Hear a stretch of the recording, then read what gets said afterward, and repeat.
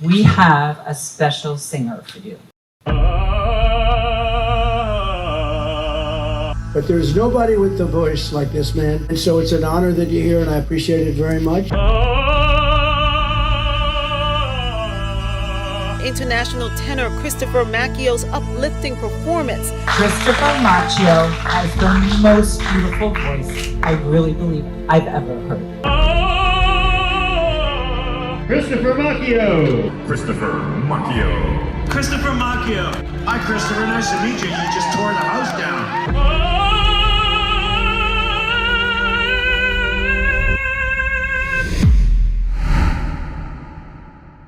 You are in for a very special treat.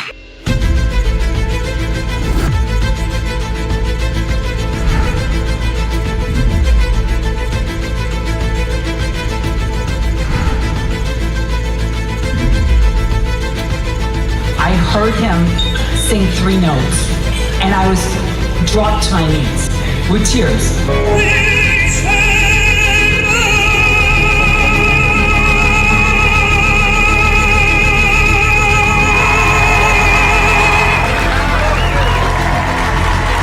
Christopher, thank you very much. Hello, everybody. My name is Bruce Snyder. Welcome to MindFix TV. Today, we have a very special guest.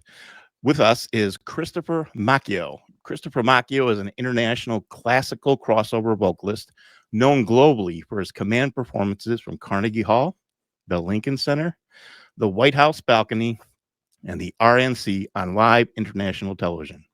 Christopher has been very busy this year performing on stage with now President-elect Donald Trump, where he has showcased his amazing singing abilities and moving audiences emotionally around the world. Not only is Christopher an amazing artist, but he is also a great American patriot. I describe Christopher as the Pavarotti of the MAGA movement. Chris, welcome to the show. Thank you so much for having me.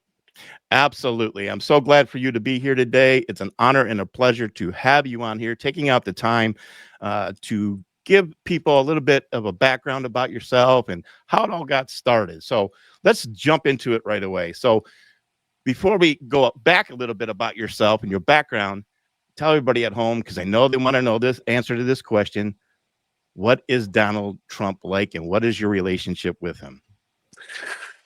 Well, I can tell you one of the things that the people who have the privilege of spending a little bit of time with President Trump find out very quickly is just how sharp and nimble his mind and his instincts are. A lot of times I've had the opportunity to perform, for example, during this past election cycle. There were a number of rallies and public appearances that I performed on stage alongside President Trump as he observed. And I can tell you that really he reads the room, and he is receptive to flashes of inspiration, I would say.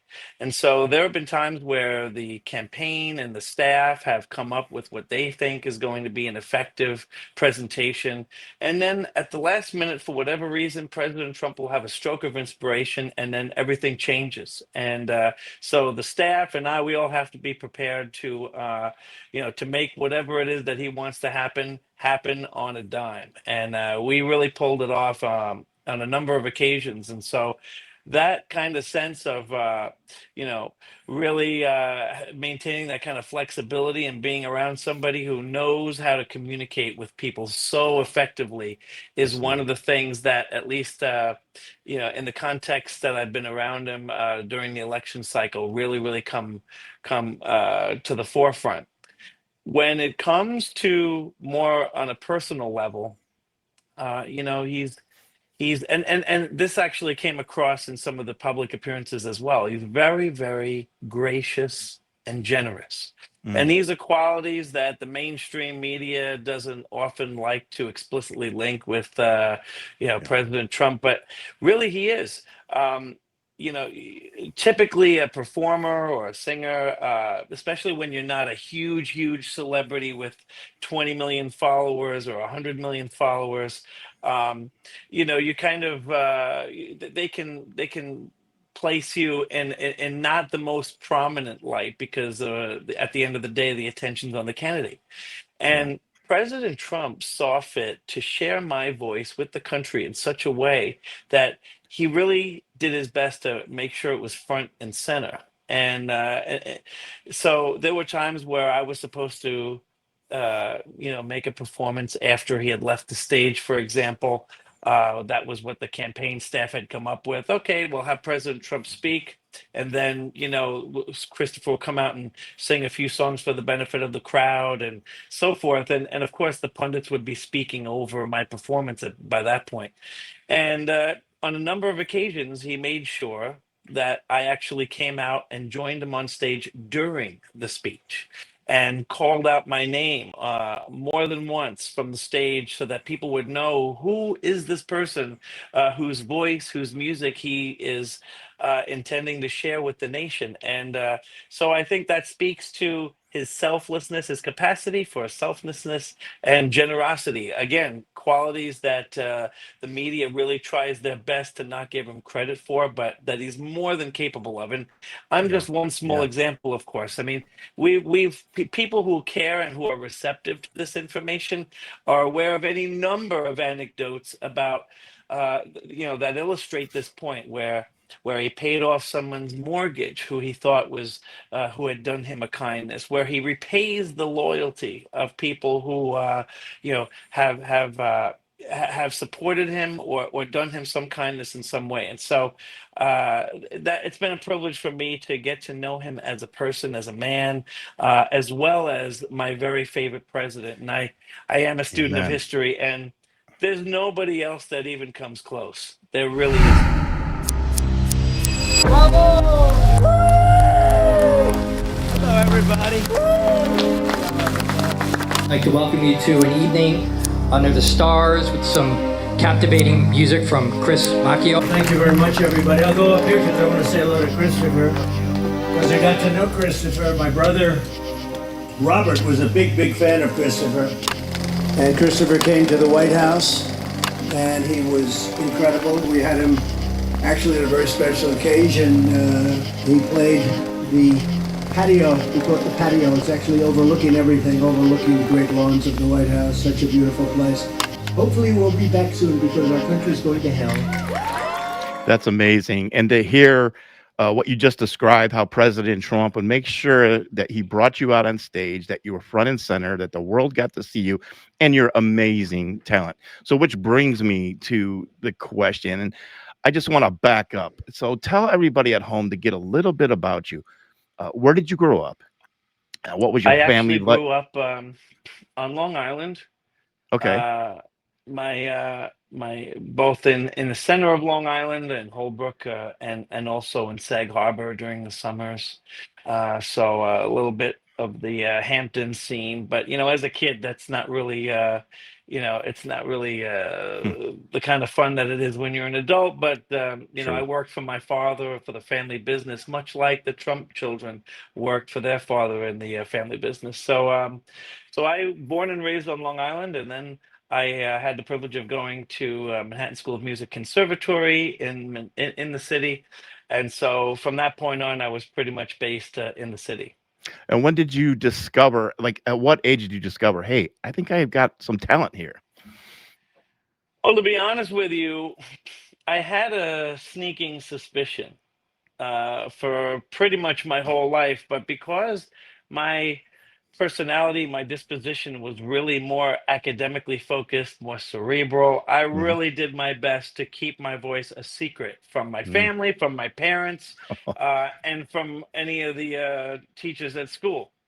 So I guess it was my sophomore year in high school where the guidance counselor had told me, Christopher, we're going to need you to go ahead and sign up for an art or music credit in order to fulfill a Regents diploma requirement. And by that point, my schedule was filled top to bottom with the AP courses, and so I wasn't too thrilled that I was going to have to waste an AP opportunity on something like music or art. But I said, all right, I could carry a tune. Put me in the chorus, and let's get this over with. And it was in that chorus that the teacher, Robert Gerstenberg, actually asked one day each of us to sing by ourselves so that he could rebalance the ensemble and put people, create a balanced sound. And I really was so stage fright. I had no interest, no desire to sing in front of anyone. And I was listening to my classmates sing by themselves one at a time, and nobody, was a standout phenom, but that wasn't enough to make me feel okay with singing in front of anybody. So I said, no, you can fail me, you can throw me out of class, but there's no way you're going to get me to sing in front of anyone. So he actually waited until the end of class whenever everyone had left. And, I was always the last guy out of the classroom.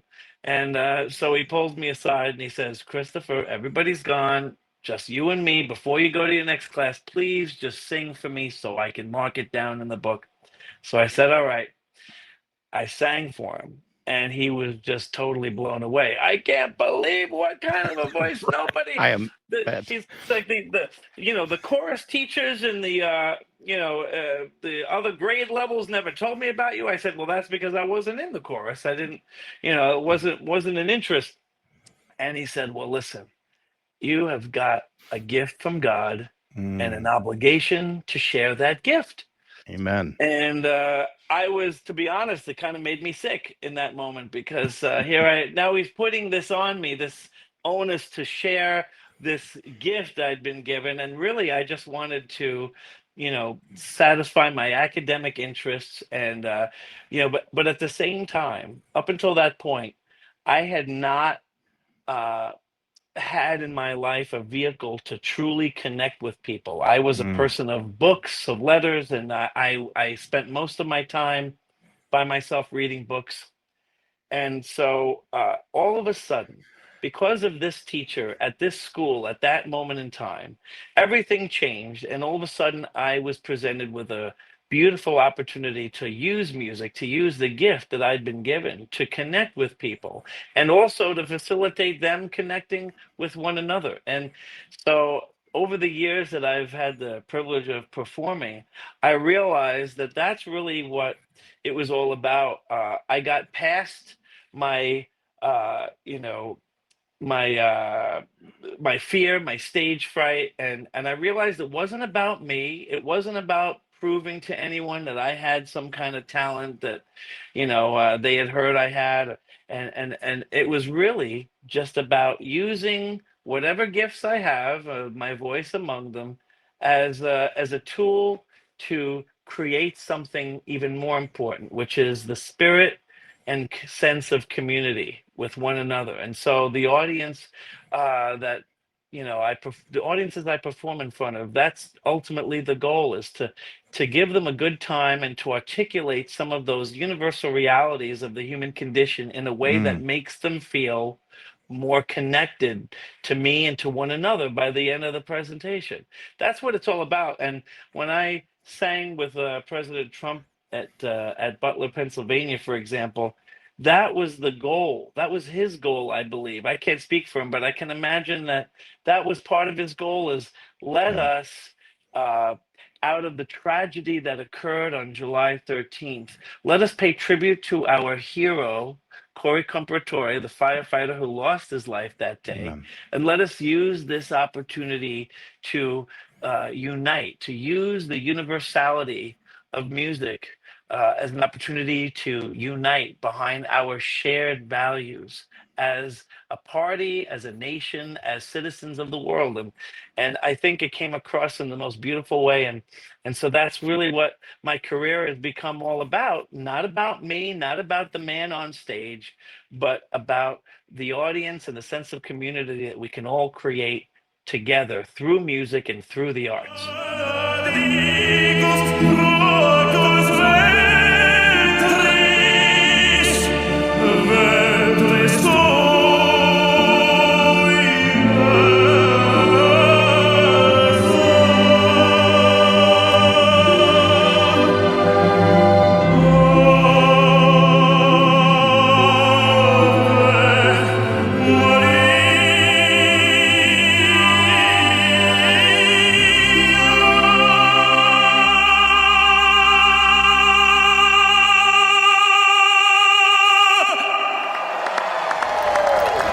Well, with you can just sense your gratitude and your humility as well coming through this screen right now. And on behalf of the entire world, we thank your teacher and yourself for stepping out of your comfort zone and doing what God has asked you to do. And not just that, I've always said, if you want to make God laugh, tell him your plans, and God had other plans for you. And Exactly. here you are today. So to bounce off of that, now you have a career. The entire world has seen you. Who are some of your inspirations? Who have you performed with that stands out to you? Well, in terms of people that I've performed with, there are some people I grew up listening to. I had the privilege of hosting a Christmas concert a couple of years ago, and I hired some of the people that I admired most. I hired the Beach Boys Oh to wow! sing with me, and I hired a Grammy Award-winning vocalist, Peebo Bryson, who uh, everyone knows from A Whole New World and Beauty and the Beast with Celine Dion, and some of those '80s hits. And I actually also had the opportunity to perform with David Foster, the producer of Andrea Bocelli. Mm, And that cool. was really a phenomenal experience as well. That was at Celebrity Fight Night, Muhammad Ali's charity to cure Parkinson's disease, to raise money. And we had a bunch of celebrities. Harrison Ford was being honored at the dais that evening, and 1,000 celebrities. And there were I was the only relatively unknown person at that particular event. It was Reba McEntire, Colby Calais, Brian McKnight, again the Beach Boys, and a bunch of other legendary artists. And then here I was, and I was so heartened and humbled to receive a standing ovation twice. I sang two songs and I got two standing ovations from the celebrity crowd.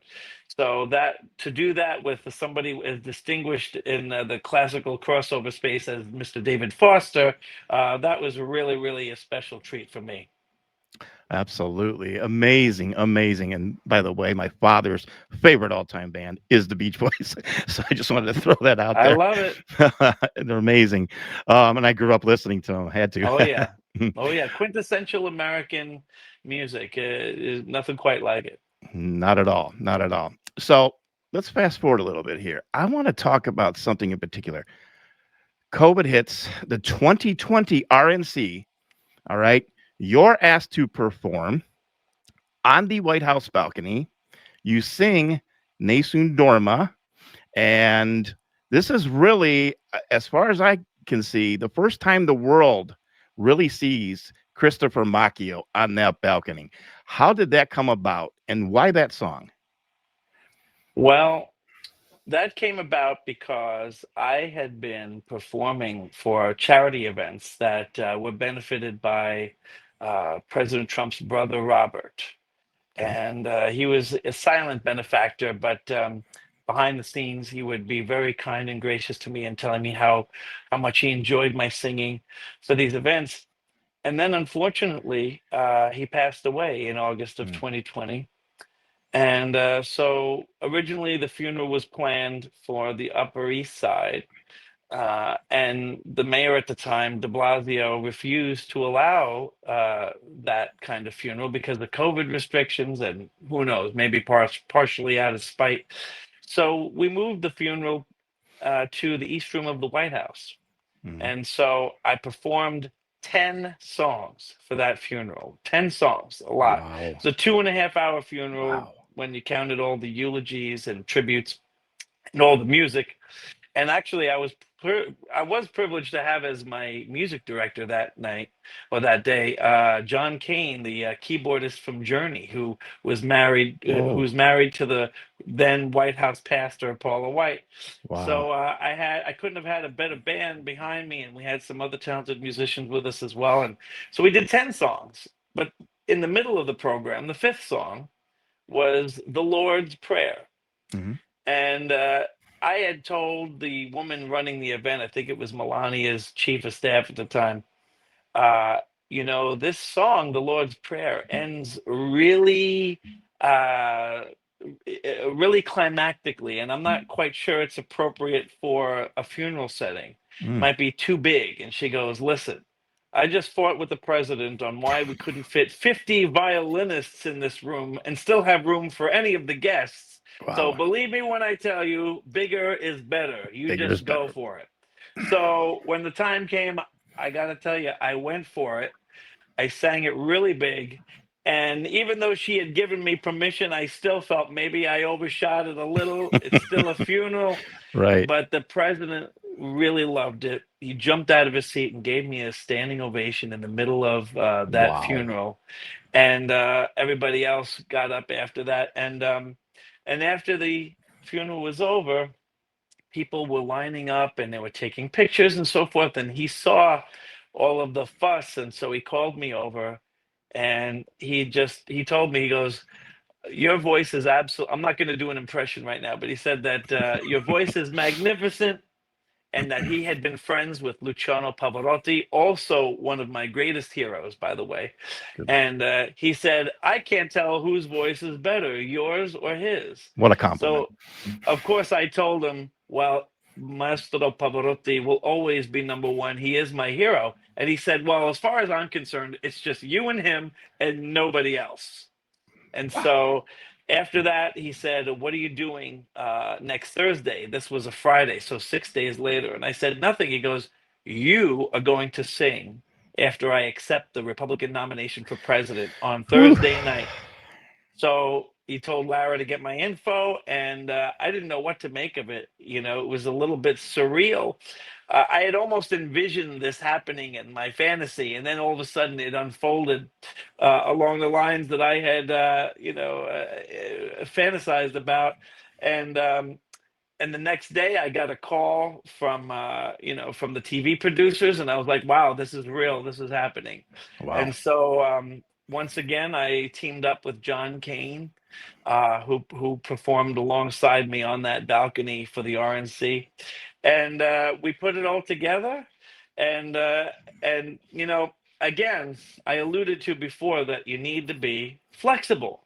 Mm-hmm. So he wanted me to perform after his speech. That's what he told me, that previous Friday.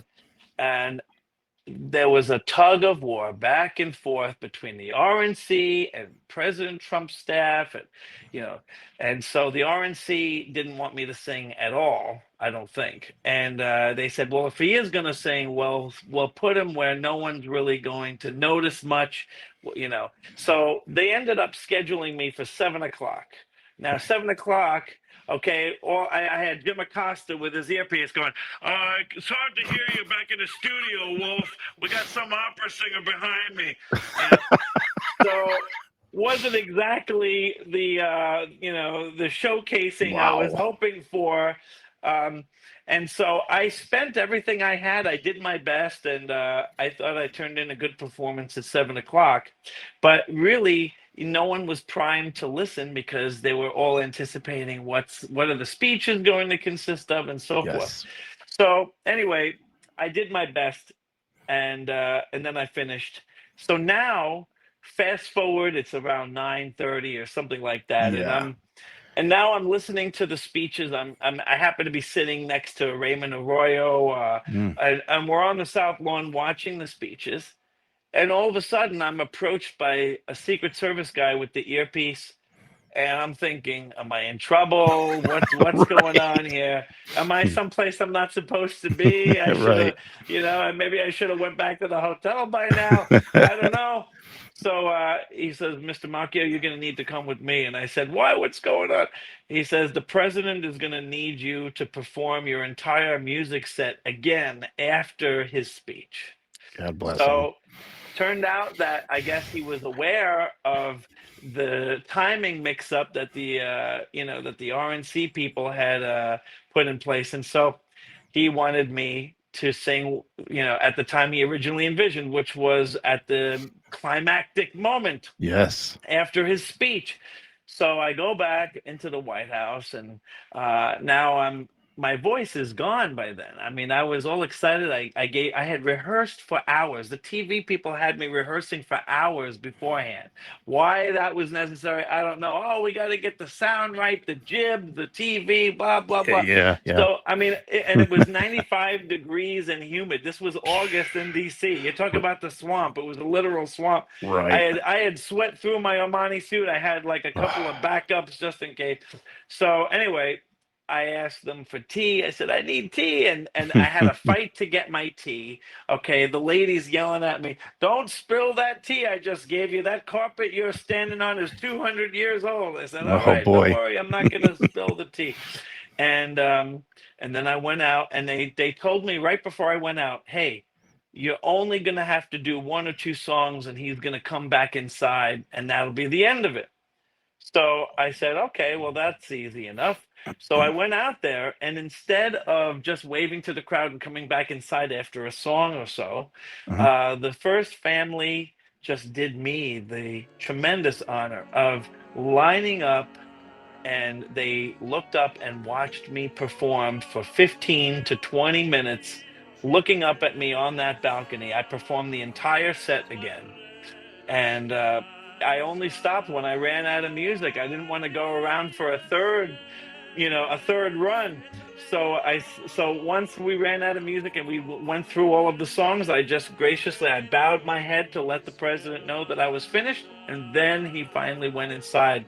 And, but it was such a marvelous privilege to have the opportunity to perform for the country.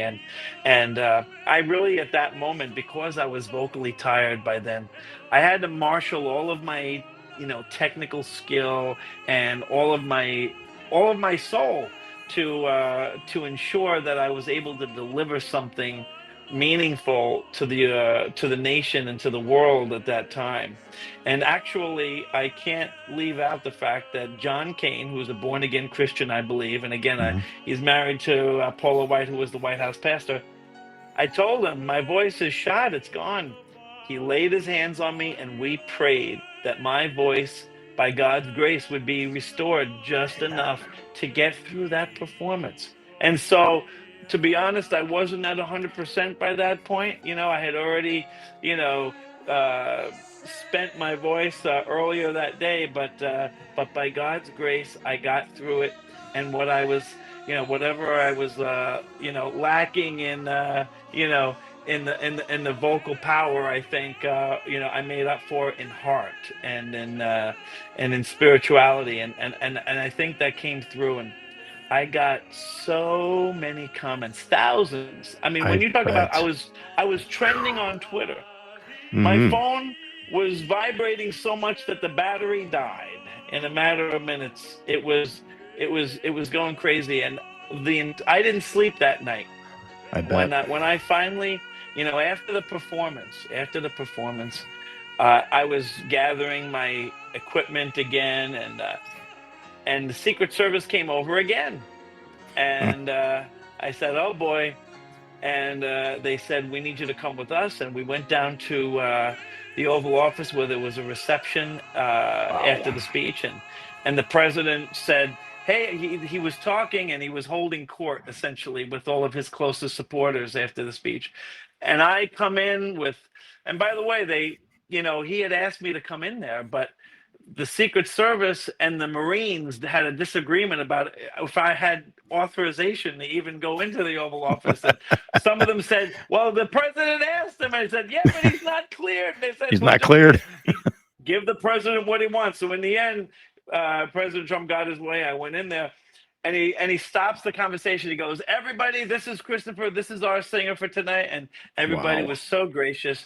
And he, at that moment, told the story from 6 days prior, and he's told that story on a couple of occasions since, told the story about how he had compared my voice to his friend Pavarotti, and, that I was very, that I was just very gracious about the whole thing. And really, he couldn't have been kinder and more generous. And he told the people in that room, he goes, this guy's going to be a big star and make a lot of money.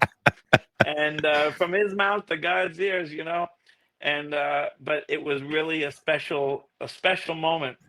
And I'll just never forget having that opportunity at that venue to perform for the world, and to essentially be President Trump's gift to the world in terms of music. And music, you might be familiar with the letter that First Lady Melania wrote, Hmm. talking about some of the very, very down to earth human characteristics that President Trump possesses, that are often overlooked by the mainstream media, or suppressed or denied. And music happens to be one of his great passions. And anyone who spends time at Mar-a-Lago or on the golf course with President Trump will tell you there's music all the time. He plays, he DJs his Spotify playlist from his iPad Pro, whether he's at dinner in the dining room or whether he's on the golf cart. He's got speakers set up on the golf cart. And all the golf carts, by the way, they say 47, because he was that sure that he was going to win this second term, and he did, of course. But Amen to that. they say 47. And he goes around on that golf cart and he plays that music, and he does love opera, and he loves Sinatra and Pavarotti and Yes, he James does. Brown. And now I am on that privileged playlist as well. And I'm just grateful to be a part of his family and his circle of supporters, and the people who truly believe in him personally and in his mission as the leader of our great nation. I have noticed that it was that particular night at that 2020 RNC, and you did describe it, when he had the entire first family turn around, look up at that balcony. He pointed at you, and ever since then, anytime you perform, he makes sure that the world's eyes are on you. And that's the type of Yeah. man and human being that he is. It's amazing. Exactly. And he doesn't have to do that. And, but that's, like you said, he is that type of man. And it's again, it's just a humble privilege to play that kind of a role and make those kinds of contributions to these significant historic events. So you're known for singing many songs. Now, one particular song in I'll just say the Patriot movement, is when you sing Nessun Dorma. Now, there's a lot of people, of course, you connected to Pavarotti and his wonderful performance, but also many people I've noticed connected to a certain movie, and it's called The Sum of All Fears. Now, for those who don't know about The Sum of All Fears, it is about a collision course between Russia and the United States headed towards nuclear war. Geez, what day is it today? And let's look at the Yeah, news right. headlines. Yeah, I know. And I know. So my, slow, life imitating art a little too yeah, closely these days. right. So my question is, I think personally, the entire 4 years of the current Biden administration was the definition of the sum of all fears. What is your take on these past 4 years? Well, look, I really think that in all kinds of ways, not just the last 4 years. I think the last 4 years have been a culmination of the wrong dynamics that have persisted for now decades. You could Yes. probably take it back to 1964, Lyndon Mhm. Johnson, and I think that it's my hope that this last term, represented the nadir, okay, the low point of our public discourse and the way governance takes place in this country. So Right. there's just been a displacement of those traditional American values, but even more broadly, Western civilizational values. Yes. Our American values served us for 2 centuries, but Western civilizational values have served us for millennia. And through this secular hubris, they have, a lot of these quote unquote self-styled elites have elected to try to displace all of those values that have served us so well and that form the basis of our civilization itself, and try to invent things, abstractions out of whole cloth, that bear no resemblance to how we have evolved as a species and any of the values that have served to get us where we are. And so the patent absurdity of all of that, I think, has been on full display to its maximum extent in the last 4 years.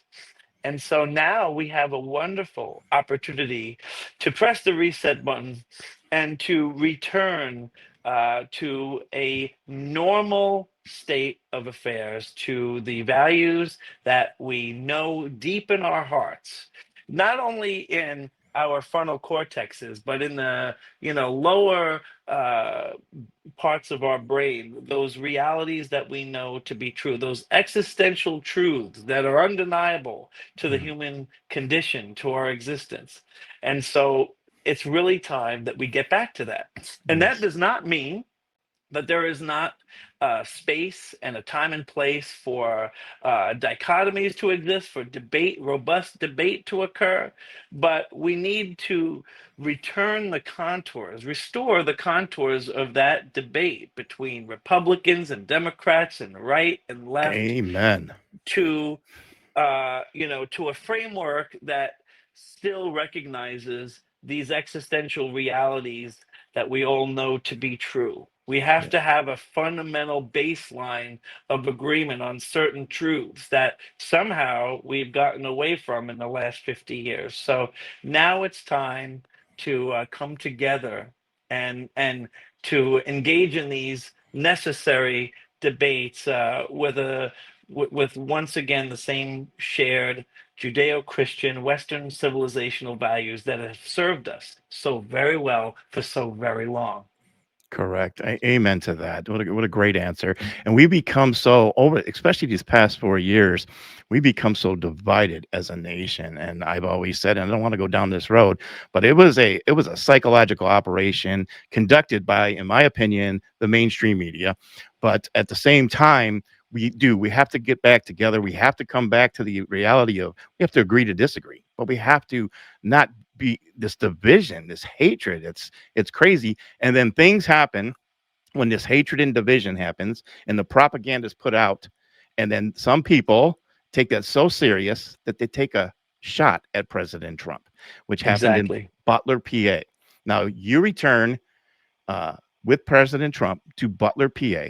He comes back after surviving an assassination attempt. What was that like that day, that overall feeling and that atmosphere?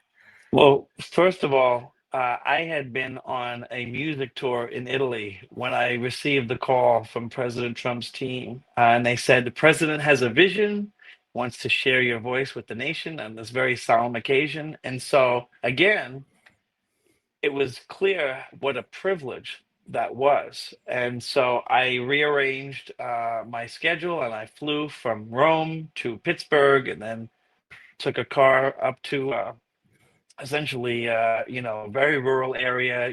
They call it the farm show in Butler. And it was a surreal experience. I remember where I was when I heard on July 13th of this assassination attempt itself, and I got misty-eyed. I had to pull over. I was driving through wine country. I just had to pull over. It was unbelievable. Yes. And so to have the opportunity to return to that scene and to what the mission was that day was to heal this community that had been traumatized by this act of violence that, as you pointed out, is partly precipitated and encouraged by all of the extreme rhetoric that had been floating around, flying around back and forth. And it's just so unacceptable. It was this demonization that had occurred. The dehumanization of President Trump could only lead to that place, and then we saw it, and not just once, but then even after that on a number of occasions. So it was a privilege, and it was surreal to stand at the nexus of history and to be provided a platform and an opportunity to again use music in the service of something much larger than any of us as individuals. It was the highest purpose that art can serve is to articulate those realities of the human condition in a way that fosters healing and connectedness. And so the Ave Maria that President Trump at the last moment was inspired to ask me to sing at the moment that they rang the bells to coincide with the moment that the shots had rung out. Right. That was just such a powerful It was. way to pay tribute to Corey and to the community and to the other people, of course, that were injured as well, and to President Trump himself, who survived being struck. And so it was just again a privilege. I use that word often because that's precisely what it is. My voice itself is a gift from God. I could take no credit for it. I use the analogy, if I had been born 8 feet tall, I couldn't really take credit for being able to dunk basketballs down, okay, Right. into the basket. And it's a similar thing with the voice. I just have an obligation to use it in the service of of the values that we all hold dear. And so we paid tribute to Corey, and we paid tribute to President Trump and the others that were injured that day. And everybody in that, we had 105,000 people. It was a lot. We had like half in the interior perimeter, and then there were another half at an outer perimeter. It was just a sea. It was people as far as the eye could see. And then, of course, the televised audience and the audience that was watching on various internet streams. And that was the purpose, is just to bring everybody together, that sense of unity and community. That is really what it was all about. And I was so moved and grateful for that opportunity that President Trump provided in that moment. Christopher Macchio, one of the greatest opera singers in the world, and He goes, after my speech, I'm going to be listening to every song Christopher's doing, so you guys stick around. It's going to be a great show. when I leave, and I'm going to stay backstage watching every song. He's going to sing 3 or 4 great songs, Nessa Dorma and others.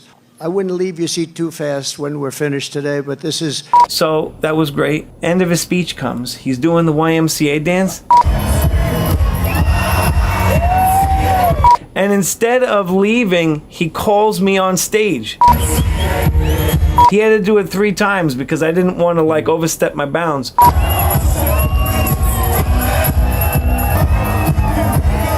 Finally, he goes, come on, get on stage. So I go on stage, and now surreal reality. It was like...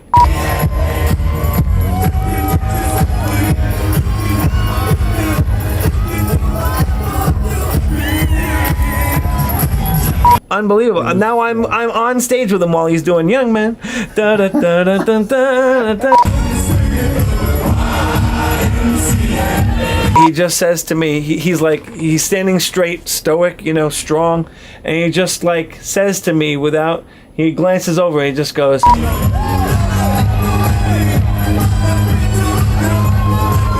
I really love this song. This is a really great song. The YMCA.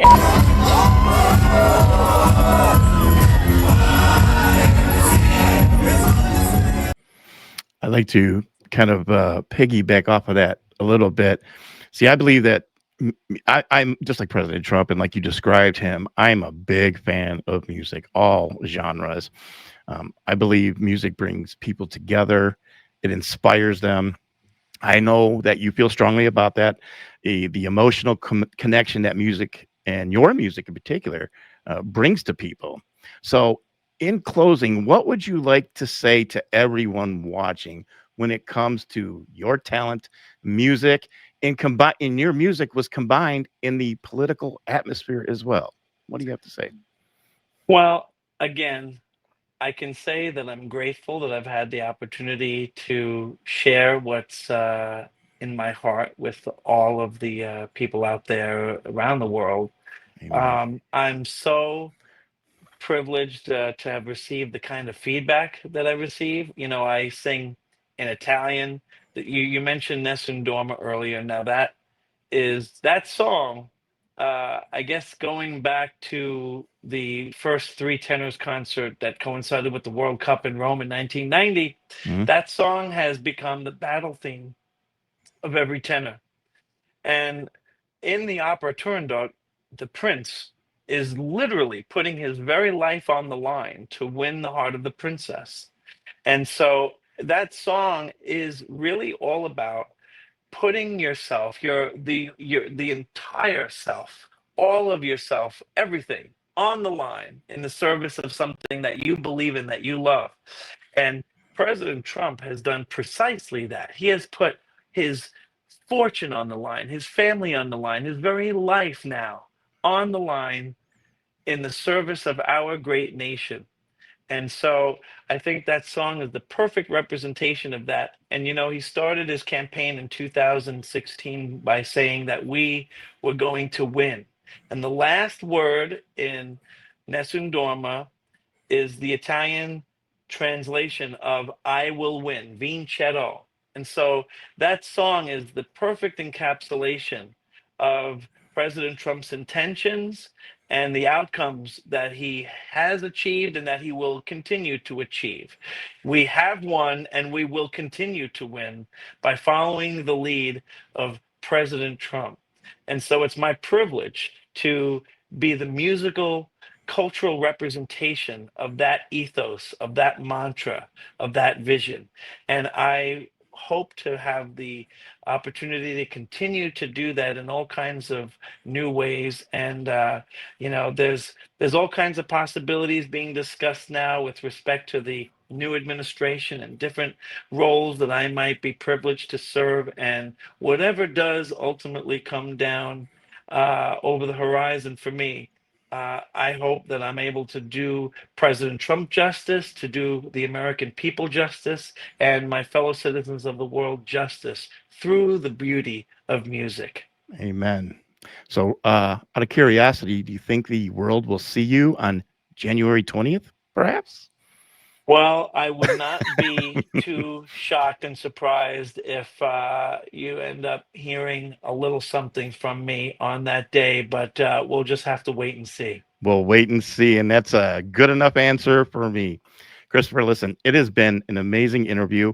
What I liked about this the most, and the reason I asked you to come on this particular show today, and I'm honored, is because I wanted people to get to know you a little bit about your background. They all saw on the world stage that you can sing, no question about it. But I wanted them to get to know the person and the man. And during my research, I thought, not only is this man so talented, he's humble, his direction in life and everything. I'm like, I have to get him on here. So thank you very much for that. Can you tell everybody right now, what current projects are you working on, and where can people go to find your music and purchase that music? And it's Christmas time too, so I don't know what you have. Well, I do have a wonderful Christmas album called Oh Holy Night. Oh, It covers a bunch of genres, so it's not just opera. You know, by the way, the feedback I get from around the country when I sing a song like Nessun Dorma, okay, even in, it could be Texas, it could be Alabama, and, you know, I get voicemails that essentially amount to, you know, I don't understand Italian, son, but you got one hell of a voice. And I love getting That's that. great. That's some of the highest feedback that you can get when people Right. aren't necessarily predisposed to opera, but Right. they just get it. They feel it in their bones. And so the genres that I've covered, you know, there's something for everyone on my Christmas album. There's a little opera, there's a little pop, and so I kind of I run the gamut. A couple of tracks are even reminiscent of the old Andy Williams Oh, wow, classics yeah. around the holidays. So I really try to cover all the bases on that. They could go to my website, my name, of course, ChristopherMacchio.com. Okay. But I also encourage everyone to follow me on Twitter and Instagram. My handle on both is Chris Macchio, which is spelled ChrisMacchio. And as far as projects are concerned, this coming year, I'll be performing around the world for a number of political events. And these are all events at the end of the day. Everything that I do is at the end of the day about protecting and highlighting and amplifying the wholesome traditional values that all of us deep in our hearts know to be the nourishment of our souls, essential to the nourishment of ourselves as human beings, and to feel whole, and to feel complete, and to feel connected with one another. And so all of the projects that I have coming up, whether it's political, whether it's galas, whether it's fundraisers, or even a couple of Hollywood movies. I had the privilege last year of performing in the movie Cabrini, about our mother, Saint Cabrini. Yes. And this coming year, I'll be shooting another film or two in the Hollywood sphere, and it'll be my privilege to do so. And all of those projects will adhere to these same values and amplify these same virtues. And that's really what you have to look forward to with respect to my career over the next year or two. Fantastic. What an impressive resume and a future that you have right now. Christopher, hang out for a minute because I want to talk to you, but I just want to take this moment and say thank you for coming on this show. Thank you for being so articulate and opening up a little bit about yourself and letting the world know who you exactly are. I really appreciate it. Thank you very much. Can now officially project that Donald Trump will become the 47th president of the United States. What a night! What a night! Woo! So great.